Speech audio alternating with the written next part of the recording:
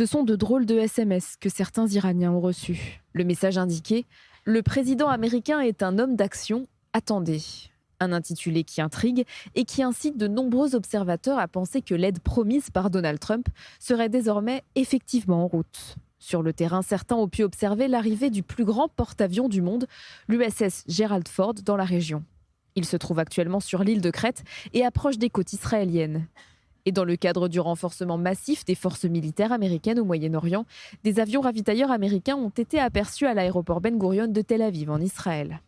Selon le New York Times, le président américain envisagerait d'autoriser des frappes ciblées contre l'Iran dans les prochains jours afin de faire pression sur le pays et de l'amener à des compromis lors des négociations. Il a indiqué à ses conseillers que si une frappe ciblée ou la voie diplomatique ne parvenait pas à convaincre l'Iran d'abandonner son programme nucléaire, il envisagerait une attaque de bien plus grande envergure dans les mois à venir, voire une action militaire susceptible de renverser le régime des Mollahs d'ici la fin de l'année. De son côté, l'Iran a averti qu'il considérerait toute attaque américaine, même limitée, comme un acte d'agression appelant une riposte. Ces informations sont publiées alors que les pourparlers entre l'Iran et les États-Unis sont supposés reprendre avant la fin de la semaine. Washington se dit prêt à entamer un nouveau cycle de négociations à Genève vendredi, à condition que Téhéran transmette dans les 48 heures à compter d'hier une proposition détaillée sur son programme nucléaire. Le secrétaire du Conseil suprême de sécurité nationale iranien, Ali Larijani, devrait arriver demain à Mascate, à Oman, pour présenter la réponse de l'Iran à la proposition américaine dans le cadre des négociations nucléaires.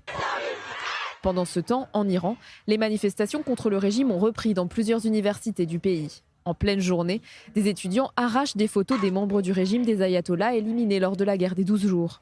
D'autres ont été filmés en train de brûler le drapeau iranien en scandant « Mort à la République islamique ».